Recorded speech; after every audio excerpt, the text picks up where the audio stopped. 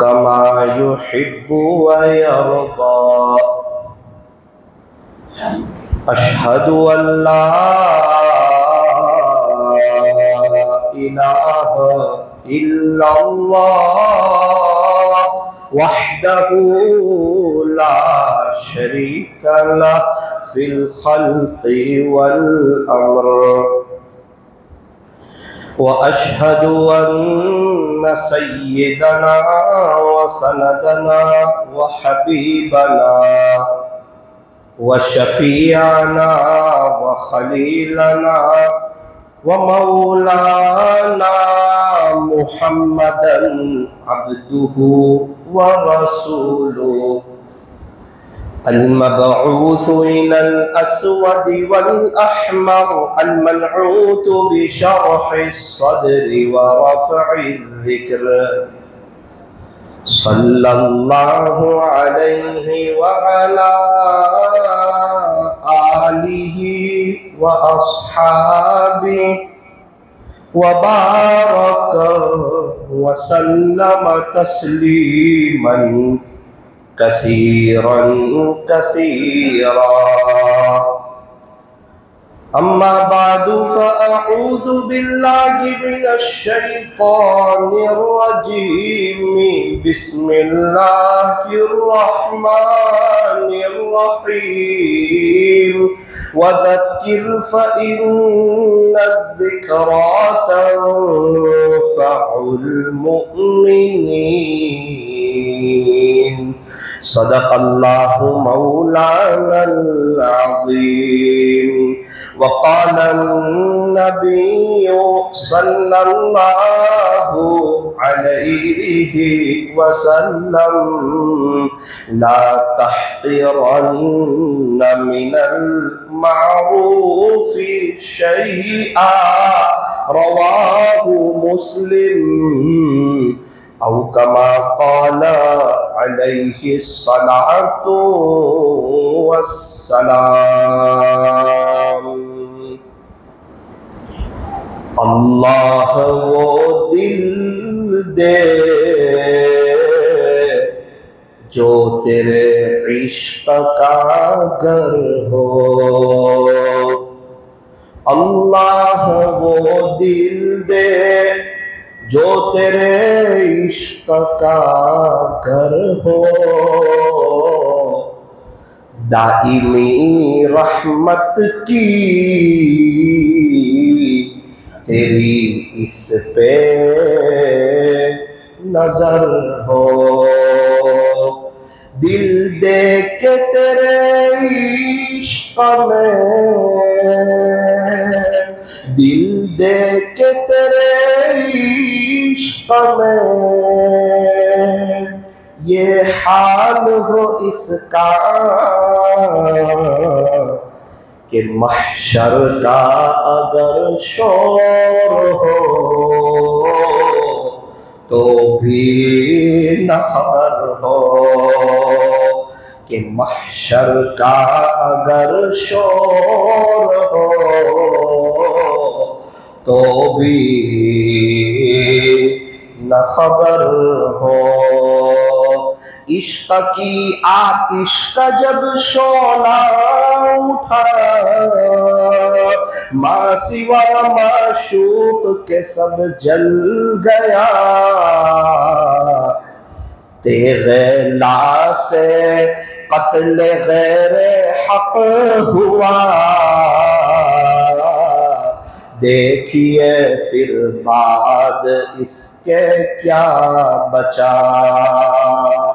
फिर बचा अल्लाह, बाकी सब फना।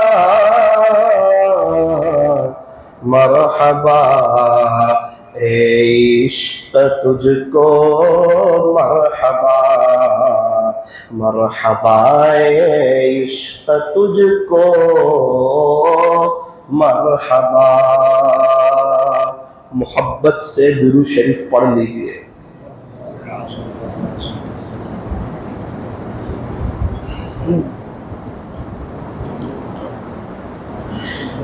बुजुर्गान मोहतरम और अजीज नौजवानों, ये दिल जो है ये अल्लाह का घर है। हम चाहते हैं नहीं कि हमारा घर साफ हो। फरमाया कि ये दिल अल्लाह का घर है, इसको भी साफ रखो। अल्लाह वो दिल दे जो तेरे इश्क का घर हो, इसमें किसी और की मोहब्बत ना हो, किसी और को ना बसाया जाए।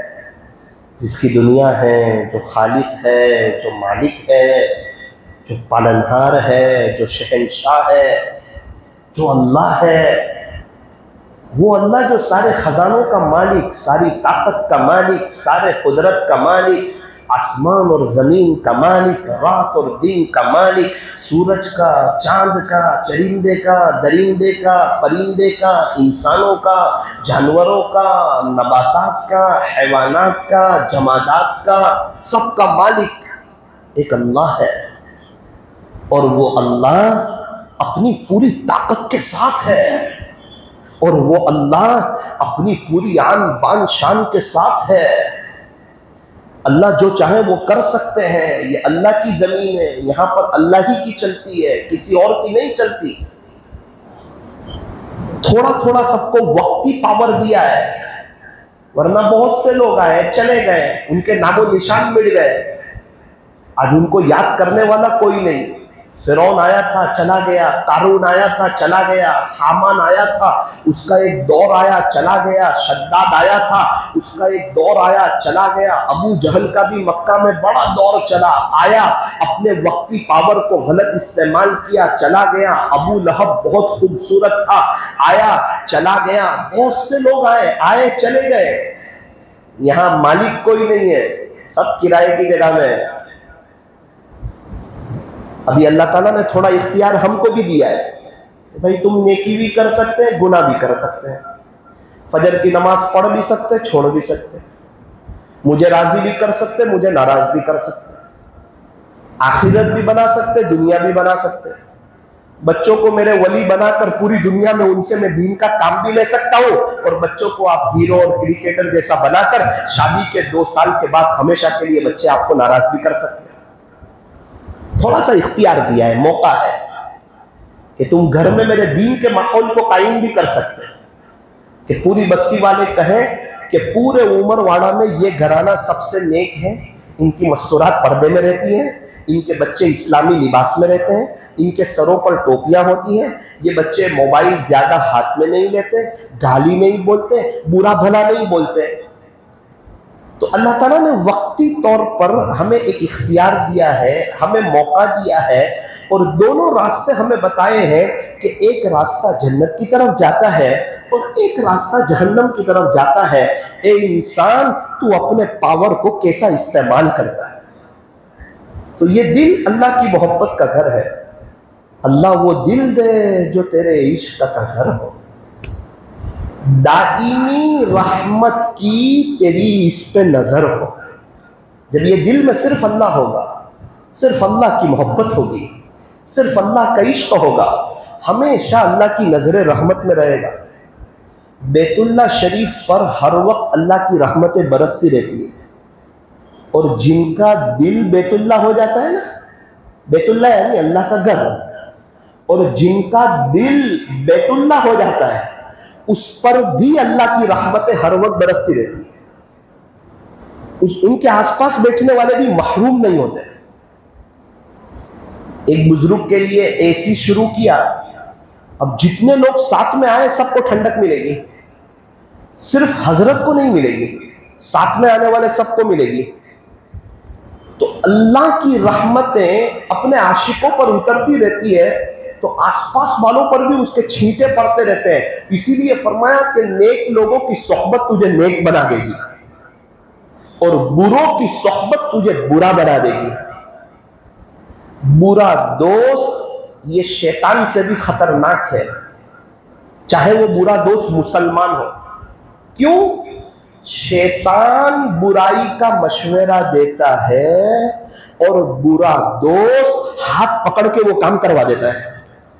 इसलिए फरमाया कि बुरा दोस्त ये शैतान से भी ज्यादा खतरनाक है। इसीलिए हम सब की एक नीयत होनी चाहिए कि इस दिल को मैं साफ रखूंगा, किसी की बुराई नहीं, न घर वालों की, न माँ बाप की, न बच्चों की, न फैमिली की, किसी के ऐब देखना ही नहीं, बीवी के भी ऐब नहीं देखना। अगर आप दुनिया में बेऐब इंसान तलाश करोगे तो अकेले रह जाओगे। हर एक के अंदर ऐब है, हमारे में भी बहुत ऐब है, लेकिन हमें नजर नहीं आते, सामने वालों को दिखते हैं। जैसे सामने वालों के ऐब हमें दिखते हैं ना, बीवी के ऐब हमें दिखते हैं, बच्चों के ऐब हमें दिखते हैं, माँ बाप के ऐब हमें दिखते हैं, भाई के, भाभी के, बहन के ऐब हमें दिखते हैं। इसी तरह हमारे माँ बाप को, हमारे भाई को, हमारी भाभी को हमारे ऐब दिखते हैं। इंसान को अपना थूका हुआ इतना बुरा नहीं लगता जितना दूसरों का थूका हुआ बुरा लगता है। ये आंख की कीकी जो है, ब्लैक कलर की ये जो आंख की पुतली है, ये हर एक को देखती है, अपने आप को नहीं देखती। बिल्कुल इसी तरह इंसान को दूसरों के ऐब नजर आते, अपने ऐब नजर नहीं आते। इसीलिए फरमाया अगर अल्लाह वाले बनना हो तो अपने ऐब देखो, किसी के ऐब मत देखो। भाई हम लोग जितने बैठे हैं, मुझे मालूम ही है कि सब में ऐब है, मेरे में भी है, आप में भी है, मेरे घर वालों में भी है, आपके घर वालों में भी है। वो तो जब तक साथ में रहना न हो, सफर न हो, उस वक्त तक ऐब का पता नहीं चलता है। वो जब साथ में सफर हो, साथ में रहना हो, उस वक्त ऐब का पता चलता है। उसी वक्त उन ऐबों पर पर्दा डालना है, भूल जाना है। यूं फरमाया कि ए इंसान, अगर तू अल्लाह वाला बनना चाहता है तो आंखों के होते हुए लोगों के ऐब को देखने से अंधा हो जा, तेरे कान के होते हुए लोगों की ग़ीबतें सुनने से बहरा हो जा, तेरी जुबान के होते हुए लोगों के बारे में बोलने से तू गूंगा हो जा, तू अल्लाह वाला हो जाएगा। तुम लोगों के ऐबों से इस तरह गाफिल हो जाओ जिस तरह सोते वक्त तुम दुनिया वालों से गाफिल हो जाते हो। सो रहे, कुछ पता नहीं क्या हो रहा है, कौन गुनाह कर रहा है, कौन क्या कर रहा है, कुछ पता नहीं। फरमाया अगर अल्लाह वाले बनना है तो जिंदा होते हुए मुर्दे की तरह हो जाओ, मरहूम की तरह हो जाओ। मरहूम किसी को सताता नहीं, मरहूम किसी को तकलीफ पहुंचाता नहीं, मरहूम किसी को बुरा भला कहता नहीं, मरहूम किसी की ऐब की टोह में रहता नहीं, मरहूम किसी के ऊपर बोझ बनता नहीं, किसी के बारे में कोई राय टाई नहीं करता, किसी को बोलता नहीं, झूठ नहीं बोलता, धोखा नहीं देता, ताना नहीं देता। फरमाया कि तुम ऐसी जिंदगी बसर करो। शेख सादी रहमतुल्लाह अलैहि फरमाते हैं, मुझे मेरे शेख शिहाबुद्दीन सहरवर्दी रहमतुल्लाह अलैहि ने 2 नसीहतें की थी कि सादी तू अपने बारे में बदबी हो जा। ए सादी तू अपने ऐब देखना शुरू कर, अपने ऐब देख, तेरे अंदर क्या गलती है। तू बदनजरी करता है तो वो याद रख, तू तन्हाई में गीबत करता है तो वो याद रख, या जो तूने पहले गुनाह कर लिए हैं तू उसको याद रख। ए सादी तू अपने बारे में बदबी हो जा और लोगों के बारे में खुद भी हो जा। खुलासा यह है कि अल्लाह तुझे अपना बना लेगा। सब की खूबियां देख, मेरे बच्चे हैं, अगर इनकी कोई बुराई देखेगा तो कभी भी मेरी उससे दोस्ती नहीं हो सकती, चाहे उनके अंदर बुराई है या नहीं है। ये सब अल्लाह के मखलूक है, अल्लाह के बंदे हैं, अल्लाह की बंदियां हैं, सबके अंदर ऐब है। अगर कोई देखेगा उसकी अल्लाह से दोस्ती नहीं हो सकती। ये अल्लाह के बंदे हैं, इनकी निस्बत अल्लाह से है। इसीलिए फरमाया कभी भी किसी का दिल तोड़ना नहीं। मेरा घर कोई तोड़ दे, उससे मेरी दोस्ती होगी क्या? नहीं, ये दिल अल्लाह का घर है, अगर कोई ये तोड़ दे तो क्या अल्लाह की उससे दोस्ती होगी? किसी का दिल तोड़ना नहीं, अपने ऐब देखना है, सबकी अच्छाइयां देखना है। मुंह देख लिया आईने में पर दाग न देखे सीने में, जी ऐसा लगाया जीने में कि मरने को मुसलमान भूल गया। हजरत हसन बसरी रहमतुल्लाह अलैहि फरमाते हैं, कि एक मर्तबा मेरी नजर एक मुखन्नस पर पड़ी, जो न मर्द न औरत, मेरी नजर उस पर पड़ी। उसको पता चल गया कि ये हसन बसरी को मालूम हो गया कि मैं मुखन्नस हूं, उसको भी पता चल गया। और मैं भी इसको देख के पहचान गया कि ये न मर्द है न औरत है। हजरत हसन बसरी रहमतुल्लाह अलैह फरमाते हैं, उसने मुझे ऐसा जुमला कहा, उस जुमले ने मुझे हैरत में डाल दिया। उसने कहा कि हसन बसरी, आप मेरा राज किसी के सामने फाश न करना, अल्लाह कयामत के दिन आपके राजों को छुपा है। बाहर वालों को पता नहीं है, लोग मुझे मर्द समझ रहे हैं, तो ये मेरा राज आपको पता चल गया। ए हसन, आप मेरे राज को फाश न करना, कयामत के दिन अल्लाह आपके राजों पर पर्दा डालेगा। हसन बसरी रहमतुल्लाह अलैह फरमाते हैं, इसकी इस बात ने मुझे हैरत में डाल दिया, मुझे ताज्जुब में डाल दिया।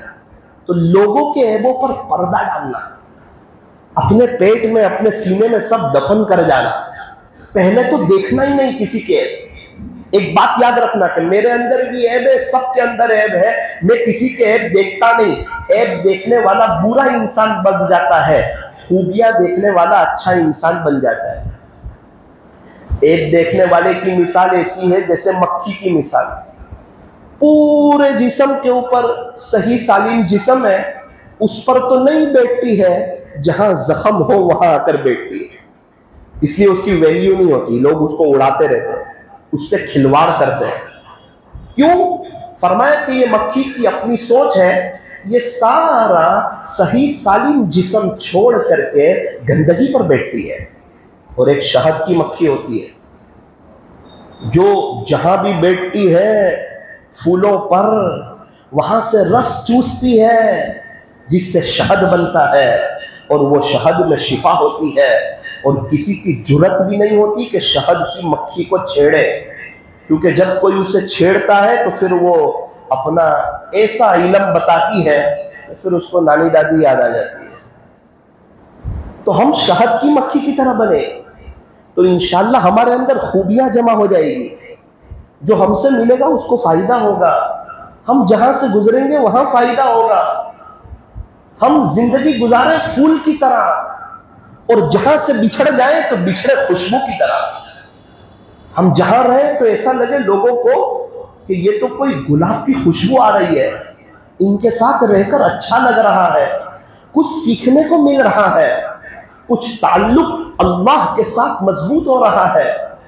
हर एक के साथ, उसको जानते हो ना पहचानते हो, सफर में हो हजर में हो, जिंदगी गुजारो फूल की तरह, और कहीं से बिछड़ो तो बिछड़ो महक की तरह, कि कोई कहे कि एक आदमी गुलाब की खुशबू लगा करके यहां से गुजरा है।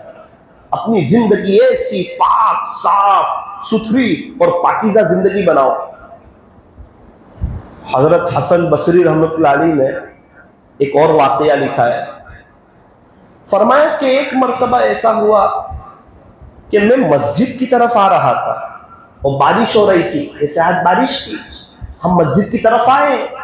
हसन बसरी रहमतुल्लाह अलैह फरमाते हैं, मैं मस्जिद की तरफ आ रहा था, बारिश हो रही थी, बाजार से एक 10 या 12 साल की लड़की अपने घर की तरफ जा रही थी। तो मुझे रहम आया, बारिश है, कीचड़ है, कहीं इसका पैर फिसल न जाए। हजरत फरमाते हैं, मैंने उस लड़की से कहा, बेटी जरा संभल कर कदम उठाना, कहीं ऐसा ना हो कि तू फिसल जाए। हजरत फरमाते हैं, उसने एक ऐसा जुमला कहा जिस जुमले ने लाइफ टाइम मुझे हैरत में डाल दिया। हमेशा ये बात मुझे याद रही। उस 10-12 साल की लड़की ने कहा, हजरत अगर मैं फिसल गई तो मेरा नुकसान होगा, आप संभल कर कदम उठाना, अगर आप फिसल गए तो पूरी कौम का नुकसान होगा। हजरत फरमाते हैं, उसकी इस बात ने मुझे ताज्जुब में डाल दिया। आज हमारे बहुत से अकाबरीन बीमार हैं, बहुत से हजरात हैं जो दीन की मेहनत कर रहे हैं, कुछ हालात में है, कुछ तकलीफों में। हमारे दिल में भी उनके बारे में एक दर्द होना चाहिए।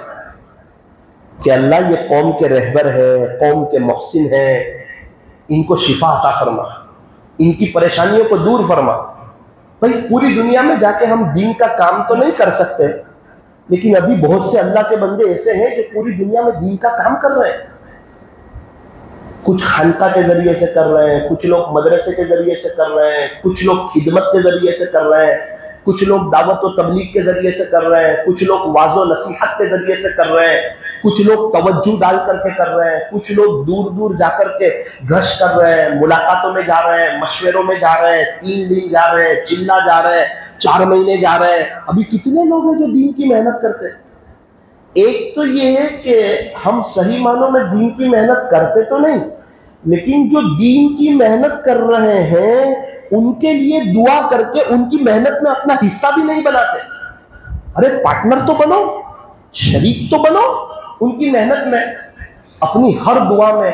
प्यारे अल्लाह, पूरी दुनिया में अभी जितने लोग दीन की मेहनत कर रहे हैं और वो आपकी नज़र में पसंदीदा है, 2 बात, पूरी दुनिया में अभी जितने लोग दीन की मेहनत कर रहे हैं और वो आपकी नज़र में पसंदीदा है, मैं दिल से उनके लिए दुआ करता हूं, उनकी मदद फरमा, उनको सेहत नसीब फरमा, उनसे खूब काम ले ले, उनको इखलास दे दे, उनको अखलाक दे दे और पूरी दुनिया वालों को उनकी तरफ मुतवज्जे कर दे। उनकी बरकत से पूरी दुनिया में हिदायत की हवा चला दे, उनके घर वालों की मदद फरमा, उनको सेहत अता फरमा, उनको तंदुरुस्ती अता फरमा। क्योंकि ये कौम के रहबर है, अगर ये फिसल गए तो कौम का क्या बनेगा। हजरत मुफ्ती अहमद खानपुरी साहब दामद बरकातहू, हजरत बीमार चल रहे थे, दुआ करें। बहुत से मशाइख हैं जो बीमार चल रहे हैं, क्या पता उनकी रात की दुआओं की बरकत से अल्लाह ने हमें बचाया हो। हम रात में मीठी नींद सोते हैं, कुछ लोग ऐसे भी तो हैं जो हमारे लिए रोते हैं, हमारे लिए तड़पते हैं, हमें अल्लाह की हिफाजत में रखते हैं, हमें अल्लाह की तरफ से नजर रहमत में रखते हैं। कभी अल्लाह की गैरत जोश में आती है, अजाब भेजना चाहते होंगे, रात में इनके आंसू गिरते होंगे, अल्लाह अजाब को टाल देते हो। या कभी नॉर्मल कहीं तकलीफ आ जाए तो ये हजरत रात को रोते होंगे। आज हमारे कितने अकाबिरीन हैं, दावत और तबलीग की निस्बत पे सफरों में, मुल्कों में उनके सफर हो रहे हैं, पूरी दुनिया में इज्तिमात हो रहे हैं, दुनिया उनकी तरफ मुतवज्जे हो रही है। एक तो ये कि हमारा न जाना, और दूसरा ये कि इतनी बखीली कि जो दीन का काम कर रहे हैं उनके लिए दुआ न करना। उनके लिए दुआ करने में हमारा फायदा है, वो मेहनत करते रहेंगे, इंशाअल्लाह हम यहां बैठ के सवाब लेते रहेंगे। एक आदमी ने होटल में पैसा रोक दिया, अब होटल तो कोई और चला रहा है, मेहनत कोई और कर रहा है, कुक कोई और तलाश कर रहा है, बर्तन कोई और धो रहा है, मैनेजर कोई और है, लेकिन जो पार्टनर है उसको भी पैसा मिल रहा है। तो फरमाया कि एक जज्बा हो कि पूरी दुनिया में जितने लोग दीन का काम कर रहे हैं, इंशाअल्लाह आज से हम अपनी हर दुआ में उनके लिए दुआ करेंगे कि अल्लाह उनकी बरकत से पूरी दुनिया में दीन जिंदा कर दे, उनकी बरकत से शिर्क व बातिल का अल्लाह खात्मा फरमा दे, शिर्क व बिदात को खत्म फरमा। तीसरा भी एक वाकया लिखा है हसन बसरी रहमतुल्लाह अलैह ने, 4 वाकये लिखे हैं कि ये 4 वाकयात ने मुझे बहुत हैरत में डाला, जिसमें हमारे लिए बहुत बड़ा सबक। हसन बसरी रहमतुल्लाह अलैह जैसी शख्सियत कहे कि इन वाकये से मैं खुद हैरत में पड़ गया, तो वो कितने जबरदस्त वाकयात हो। लिखा है कि एक नौजवान था जो चिराग लेके जा रहा था, रोशनी लेके, मोमबत्ती लेके, चिराग लेके जा रहा था। हजरत के दिल में एक बात आई कि इसको सवाल पूछूं, इसका इम्तिहान लूं, इसके ईमान को चेक करूं कि ये रोशनी कहां से आई, ये मोमबत्ती से आई या मोमबत्ती के धागे से आई या दिए में जो तेल जल रहा है वहां से आई, या आई कहां से। इसका इम्तिहान लूं और इसको ईमान के बारे में समझाऊं। हजरत ने उस नौजवान से पूछा कि बेटा ये जो तू चिराग लेके जा रहा है इसमें रोशनी कहां से आई। हजरत फरमाते हैं उसने ऐसा काम किया कि मैं खुद हैरत में पड़ गया, कोई जवाब ही न रहा। जैसे ही मैंने सवाल पूछा उसने रोशनी बुझा दी और कहा हजरत जहां चली गई थी वहां से आई थी।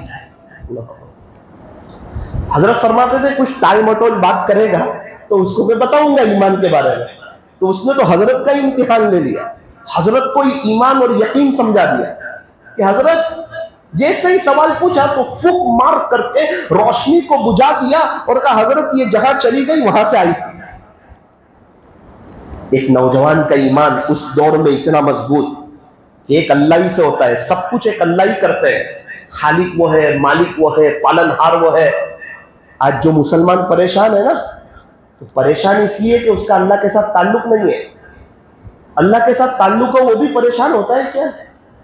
अरे जिसका ताल्लुक अर्श वाले से मजबूत हो, फर्श वाले उसका कुछ भी बिगाड़ नहीं सकते। जितना अच्छा खाना हो उसमें नमक ही ना हो, क्या मतलब खाने का हो? इंसान की जितनी आला जिंदगी हो, मर्सिडीज में घूमता हो, बहारों में हो, उसके पास अल्लाह का ताल्लुक ही ना हो, उसकी जिंदगी फीकी है, उसको मजा ही नहीं आएगी उस लाइफ में, और उसकी परेशानियां खत्म नहीं होगी। एक बच्चे का बाप के साथ ताल्लुक ही नहीं है, उस बच्चे को क्या बाहर मिलेगी, अब्बू क्या देंगे उसको? फरमाया कि हमारा ताल्लुक अपने अल्लाह के साथ, अपने खालिक के साथ, अपने मालिक के साथ मजबूत करें। मौलाना इसका मजबूत है, इसका मजबूत है, ये अल्लाह वाले, अरे दूसरी तीसरी बात न कर, ये वो और वो अल्लाह वाले तेरी कब्र में नहीं आने वाले हैं। तुझे अपनी लाइफ दी है, तेरा अपना पेट लगा हुआ है, तेरा अपना खाना है, तेरे साथ अपनी सेहत और बीमारी का मसला है। जैसे वो अल्लाह वालों का रब अल्लाह है, ऐसे तेरा रब भी अल्लाह है। वो अल्लाह अल्लाह करके अल्लाह के हो गए, तू भी अल्लाह अल्लाह करके अल्लाह का हो जा। सोचने की क्या बात है? 5 वक्त की नमाज मजबूती से पढ़ ले, क्वालिटी वाली पढ़ ले, इत्मीनान के साथ पढ़ ले, रोजाना कुरान शरीफ की तिलावत कर ले और दीन की मेहनत में लग जा, मस्जिद वार जमात में बैठ जा, गश्तों में चला जा, हर महीने 3 दिन चला जा, किसी अल्लाह वाले से बैठ होकर के उनके मामूलात की पाबंदी कर, अपने मोबाइल को पाक साफ रख, अपनी तन्हाई को पाक साफ रख और अपने दिल को पाक साफ रख, तू भी अल्लाह वाला हो जाएगा। मजा आएगी तुझे जिंदगी गुजारने की, बेचैनियां खत्म हो जाएगी, तेरे हाथ उठेंगे और उधर से अल्लाह के फैसले हो जाएंगे। और जब तक खाने में नमक नहीं होगा मजा नहीं आएगा, मोबाइल में सिम कार्ड नहीं होगा उस मोबाइल का मजा नहीं आएगा। याद रख, जब तक तेरे पास अल्लाह का ताल्लुक ना हो तेरी जिंदगी फीकी और बेमजा ही रहेगी, चाहे रोडपति हो जाए या करोड़पति हो जाए। तो जिंदगी चेंज करनी पड़ेगी, अल्लाह के ताल्लुक को पैदा करना पड़ेगा। इसलिए नियत करो अल्लाह से अल्लाह का ताल्लुक मांगेंगे और अल्लाह के ताल्लुक को मजबूत करेंगे। अभी जुमा पढ़ेंगे तो जुमा के बाद दुआ करके जाए, फिर असर में आ जाए, असर के बाद 80 मरतबा वो दुरूद शरीफ पढ़े जिसकी फजीलत है वो, और फिर दुआ मांग के जाए, फिर मगरिब में आ जाए, अजान का जवाब दे, क्वालिटी वाली नमाज पढ़े, अव्वाबीन पढ़े, फिर ईशा में आ जाए, फिर रात सोने से पहले तहज्जुद पढ़ ले या उठकर तहज्जुद पढ़ ले, ताल्लुक मजबूत हो जाएगा एक रात में। अल्लाह भी खुश हो जाएंगे, मेरी तरफ आ गया, गुनाह नहीं करता है, अब ये मुझसे सुलह कर रहा है, तो अल्लाह से दोस्ती होगी। इसी तरह दोस्ती होती है, कोई सोच से, कोई ख्वाबों में, कोई ख्यालों में दोस्ती नहीं होती है। एक आदमी से चाय की दुकान पे मुलाकात हुई, 2 मिनट बात हुई, कल 5 मिनट बात हुई, परसों 10 मिनट बात हुई, चौथे दिन सफर हो गया, क्या हुआ? फरमाया दोस्ती हो गई। बिल्कुल इसी तरह अल्लाह से मांगते रहेंगे, दुआ करते रहेंगे, नमाज ध्यान से पढ़ेंगे, अपनी जिंदगी को पाक साफ कर लेंगे, सच्ची तौबा कर लेंगे, अल्लाह से दोस्ती हो जाएगी, अल्लाह अपना बना लेगा। हसन बसरी रहमतुल्लाह अलैह ने चौथा वाकया लिखा है। हजरत फरमाते एक आदमी नमाज पढ़ रहा था, एक औरत उसके सामने से गुजर गई। ये मजनून वाला वाकया नहीं है, दूसरा वाकया। एक औरत उसके सामने से गुजर गई, उसके सर पर दुपट्टा नहीं था, चेहरे पर नकाब नहीं था। इसने सलाम फेर कर बहुत गुस्सा किया, तू अजीब औरत है, मैं नमाज पढ़ रहा हूं, मेरे सामने से गुजरी, सर पे दुपट्टा नहीं, चेहरे पर कोई नकाब नहीं, तू क्या कहना चाहती है? उसने कहा मुझे माफ करना, असल में मेरे शोहर ने मुझे तलाक दे दी है, तो उसकी मोहब्बत में मैं ऐसी गमजदा थी कि मुझे पता ही न चला कि आप नमाज पढ़ रहे हैं। तो मैं उसकी मोहब्बत में ऐसी गिरफ्तार थी कि मुझे पता न चला कि आप नमाज पढ़ रहे हैं। मैं ये जानना चाहती हूँ आप अल्लाह की मोहब्बत में कैसे गिरफ्तार थे कि आपको ये भी पता चल गया कि एक औरत गुजरी है और ये भी पता चल गया कि उसके सर पर दुपट्टा नहीं और उसके चेहरे पर नकाब नहीं। तेरी मोहब्बत सच्ची है या मेरी मोहब्बत सच्ची? मैं सोचती हूँ कि शोहर के बगैर जिंदगी कैसे गुजारूंगी, तो मैं उसकी यादों में थी, मैं उसके ख्यालों में थी, मुझे पता ही ना चला। कैसा सवाल किया। आज तो हम नीचे नमाज पढ़ रहे हो, और ऊपर कोई हमारे बारे में कोई थोड़ा सा तस्करा भी कर दे तो भी नमाज में ही पता चल जाता है कि ऊपर मेरे बारे में कुछ बात हो रही है। फोन की घंटी बज जाए तो पूरा पता चल जाता है कि उसका जाया होगा फोन। अब तहियात पढ़ के सलाम भी फेर देता है, दुरूद शरीफ भी नहीं पढ़ता, उसका ध्यान ही दूसरे की तरफ है। ताल्लुक लोगों के साथ है, इसीलिए परेशान। जब ताल्लुक अल्लाह के साथ हो जाएगा तो जिंदगी बेस्ट हो जाएगी, बेहतर हो जाएगी। कैसे कैसे लोग इस दुनिया में गुजरे हैं। मवाहिबे लदुनिया में एक अजीब बात लिखी है कि हजरत अब्दुल्ला इब्न मखजूमी रहमतुल्लाह अलैहि उनके बारे में लिखा है कि यमामा की जंग होने वाली थी, उस जंग में ये भी शरीक होने वाले थे। अब अल्लाह से दुआ कर रहे हैं कि बारी ताला मैं जंगे यमामा में जा रहा हूँ, मैं चाहता हूँ कि मेरे जिस्म के हर उज़्व पर जख्म आए, मेरे जिस्म के हर उज़्व पर उस जंग में जख्म आए। खुलासा ये है कि इस हाल में मैं शहीद हूँ, मेरी आपसे मुलाकात हो और मैं आपके दीन की ऐसी मेहनत करके आ रहा हूँ और आपकी मोहब्बत में मेरी ये कैफियत हो कि मेरा पूरा बदन जख्मी हो। अल्लाह मैं इस हाल में आपके पास आना चाहता हूँ। किताबों में लिखा है मवाहिब लदुनिया में कि अब्दुल्ला इब्न मखजूमी रहमतुल्लाह अलैहि जंगे यमामा में शरीक हुए और इनके जिस्म के हर उज़्व पर जख्म आया और आखिरी घड़ियां आई, सकरात का आलम तारी हो गया। एक मुसलमान करीब हुए का हजरत आपके हर जिस्म पर जख्म है, मेरा जी चाहता है मैं आपको पानी पिला दूं, आप पानी पी लो। उन्होंने आंखें खोली और देख करके कहा बेटा मैं रोजे से हूं और तय किया है कि अल्लाह के दीदार से मैं रोजा इफ्तार करना चाहता हूं। अल्लाह क्या जज्बे हैं, क्या शौक है। एक जिंदगी को कैसे अल्लाह पे फिदा किया, क्या दुआएं मांगी, आखिरत बना गए। हम हैं न दुनिया बन रही है, न घर बन रहा है, न बिजनेस में कुछ सेट हो रहा है, न आखिरत बन रही है, कोई अहमियत ही नजर नहीं आ रही है। जब तक अल्लाह ना होगा ना लाइफ में तो जिंदगी की अहमियत नहीं होगी। ये जिंदगी कटी पतंग, न घर में इज्जत, न दोस्तों में इज्जत, न बाहर इज्जत, कहीं इज्जत भी नहीं होगी, काम भी नहीं बनेंगे, कर्जों में जिंदगी गुजर जाएगी। सेठ परेशान करेगा, ये परेशान करेगा, दोस्त लोग खुश होंगे तो अम्मी अब्बू नाराज हो जाएंगे, जिंदगी तल्ख हो जाएगी। और अगर एक अल्लाह को साथ ले लिया कि अल्लाह मैं आपको नाराज नहीं करूंगा, आप मुझे बताएंगे 10-15 दिन में मौलाना खुदा ने मुझे अनमोल कर दिया, मुझे कीमती हीरा बना दिया, मेरी वैल्यू बढ़ गई। इश्क की आतिश का जब शौला उठा, अल्लाह की मोहब्बत, इश्क की आतिश का जब शौला उठा, मासिवा माशूक के सब कुछ जल गया। जब अल्लाह की मोहब्बत आई तो गैर की मोहब्बत निकल गई। ला इला तेगे ला से कत्ले गैर हक हुआ, ये ला की तलवार से अल्लाह का गैर निकल गया। तेगे ला से कत्ले गैर हक हुआ, देखिए फिर बाद इसके क्या बचा, फिर बचा अल्लाह, बाकी सब फना। मरहबा ए इश्क तुझको मरहबा, अल्लाह वो दिल दे जो तेरे इश्क का घर हो, दाईमी रहमत की तेरी इस पे नजर हो, दिल दे कि तेरे इश्क में ये हाल हो इसका कि महशर जैसा अगर शोर हो तो भी न खबर हो। अल्लाह ताला हम तमाम को अपनी सच्ची मोहब्बत नसीब फरमाए। आज जुमा का दिन है, जुमा के दिन हमारे यहाँ से फ़कीर भी खाली हाथ नहीं जाते, अल्लाह हमें भी खाली हाथ नहीं लौटाएगा। एक जज्बे के साथ सुन्नत पढ़ो, खुतबा ध्यान से सुनो, नमाज पढ़ो, कुछ 2-4 आंसू बहा करके जाओ, ज़िंदगी चेंज करने की नीयत करके जाओ। अल्लाह मुझे आपको पूरी उम्मत को इसकी तौफीक अता फरमाए। सुन्नतें पढ़ लीजिए।